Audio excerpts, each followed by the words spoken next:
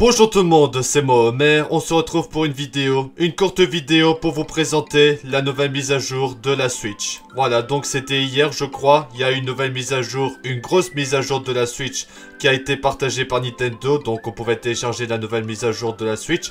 Et donc je me suis dit pourquoi pas faire une petite vidéo pour passer un peu en revue les nouvelles fonctionnalités de la Switch, parce que c'est quand même une grosse mise à jour. C'est vrai que la plupart des mises à jour c'est toujours pour améliorer la stabilité et l'expérience de jeu, mais là Nintendo ont rajouté des trucs.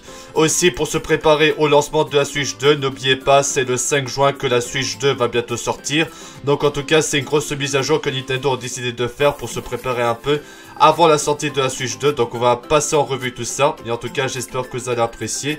Alors du coup, vous avez remarqué les deux icônes, l'icône nouvelle et l'icône Nintendo eShop qui ont changé de couleur.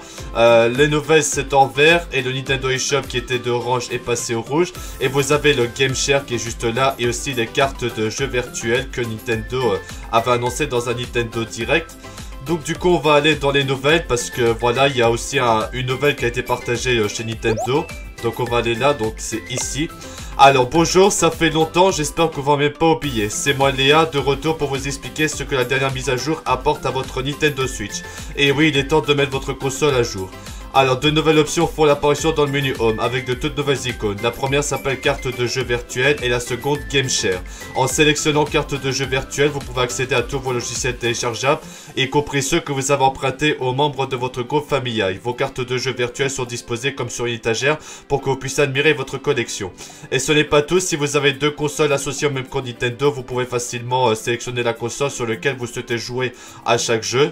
Bon d'accord, la fonction Game Share ne sera pas disponible avant la sortie de la Switch 2 en juin, mais j'avais envie de vous en parler quand même. C'est une nouvelle fonction qui vous permet de rejoindre une session multijoueur ouverte par une personne à proximité depuis la console Nintendo Switch 2. Je tiens à préciser, on ne peut pas utiliser deux consoles Switch pour faire le Game Share.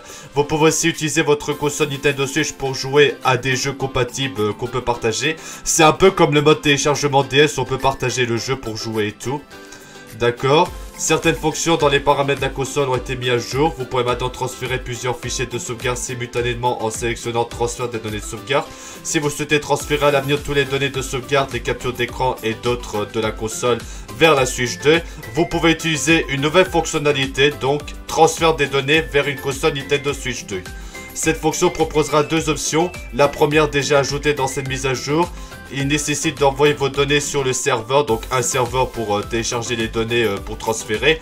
Pour ce faire, une connexion internet et un compte Nintendo sont nécessaires. Vous pouvez ensuite télécharger les données sur la Switch 2.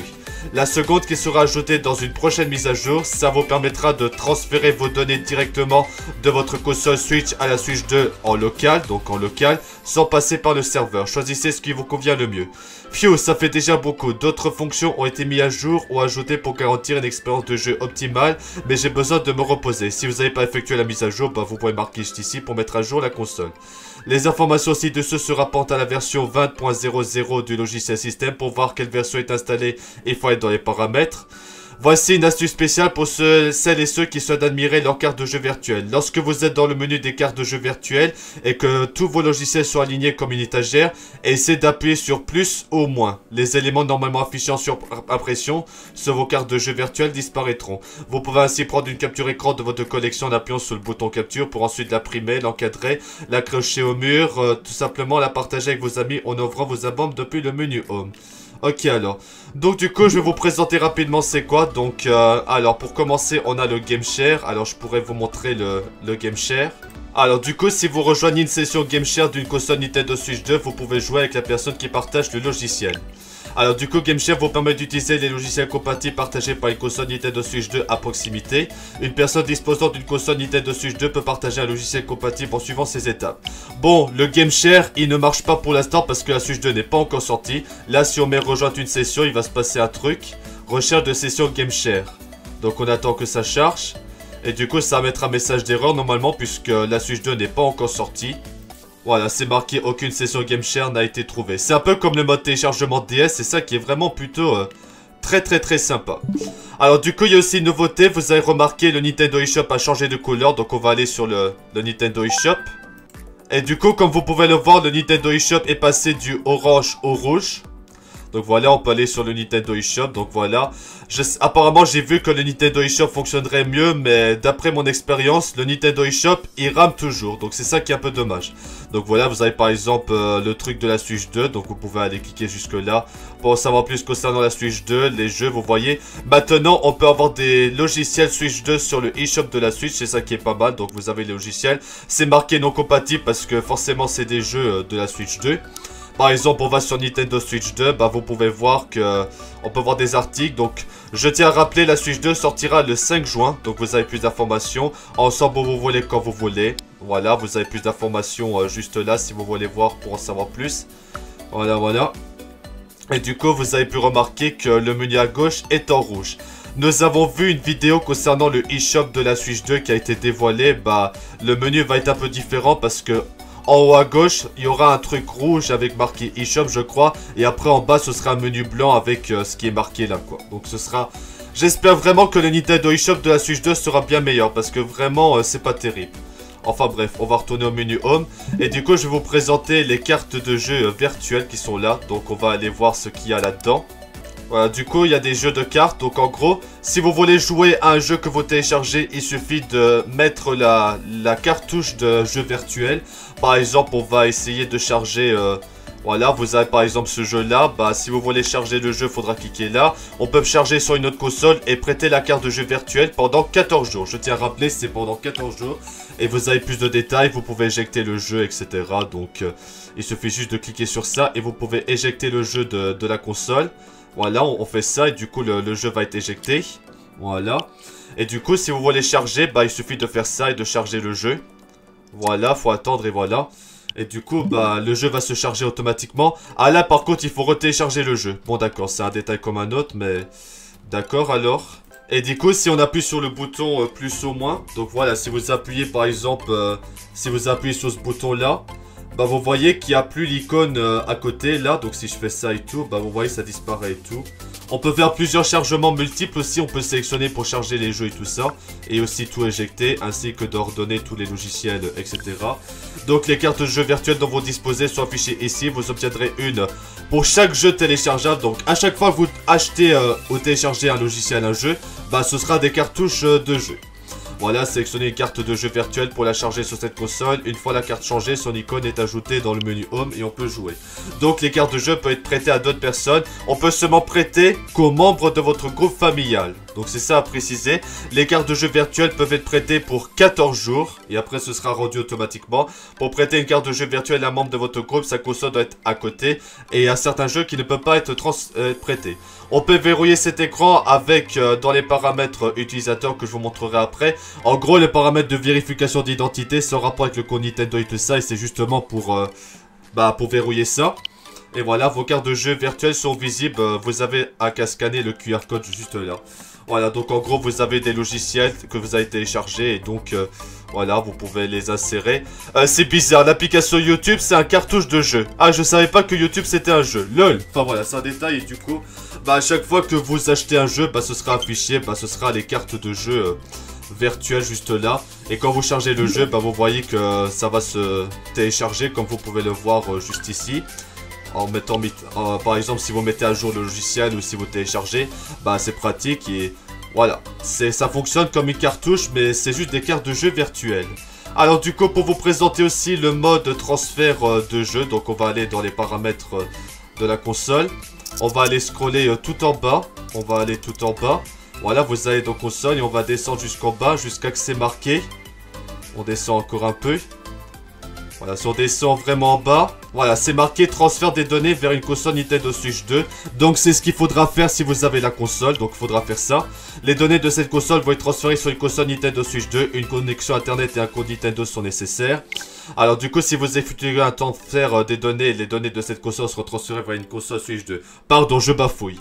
Même si la plupart des données ne peuvent être transférées sur une console Switch 2, certains types de données ne sont pas transférés. On peut transférer les utilisateurs, les données de sauvegarde, capture d'écran, vidéo, paramètres de la console, sauf les nouvelles, parce que les nouvelles, c'est juste des nouvelles. C'est pas qu'est-ce que tu veux transférer, quoi que ce soit avec ça.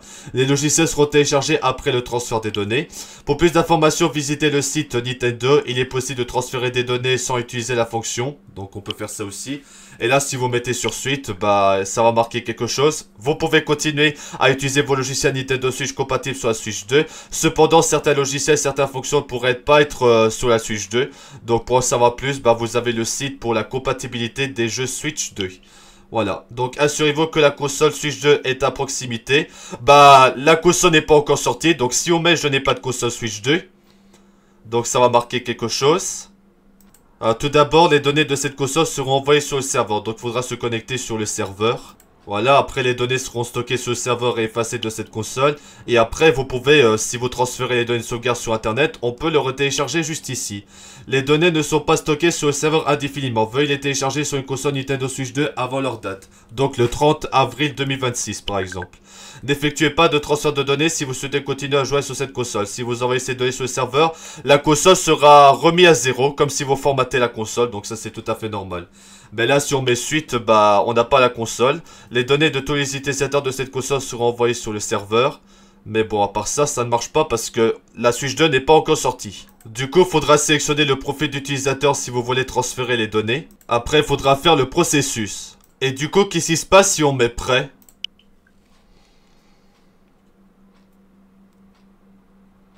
Alors, avant d'initier un transfert des données, veuillez noter, voilà, vous avez qu'à remplir ça et cliquer sur suite.